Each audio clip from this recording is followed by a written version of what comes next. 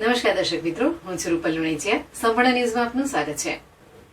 ગુજરાત રાજ્યના આરોગ્ય પરિવાર કલ્યાણ વિભાગના અધિક નિયામક ડોક્ટર નયન જાની બનાસકાંઠા જિલ્લાની મુલાકાતે પધાર્યા હતા. અહીં તેમણે જિલ્લાની district hospital Palanpur, Banas medical college and research centre, district hospital Deesa તથા વિવિધ આરોગ્ય કેન્દ્રોની મુલાકાત લઈ આરોગ્ય સેવાઓને સુદ્રઢ બનાવવા માર્ગદર્શન પૂરું પાડ્યું હતું. અધિક નિયામકે બનાસકાંઠા જિલ્લાના આરોગ્યના વિવિધ પ્રશ્નો જેવા કે બાળ મૃત્યુ દર, માતા મરણ, સંસ્થાકીય સુવાવડ, રસીકરણ, કુપોષણ અને આરોગ્યની સેવાઓ સુદ્રઢ કરવા માટે ચર્ચાઓ કરી હતી.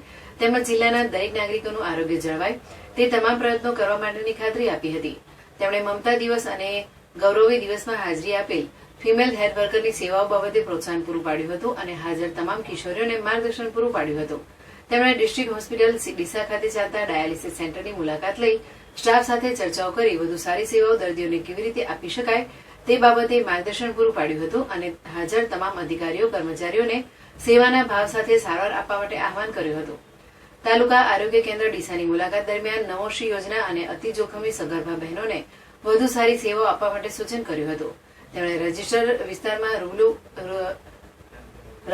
વિસ્તારમાં રૂબરૂ મુલાકાત લઈ એક પણ લાભાર્થી આરોગ્યની સેવાથી વંચિત ન રહી જાય તે માટે માર્ગદર્શન પૂરું પાડ્યું હતું તેમ મુખ્ય જિલ્લા આરોગ્ય અધિકારી, જિલ્લા પંચાયત બનાસકાંઠાની અખબારી યાદીમાં જણાવાયું છે.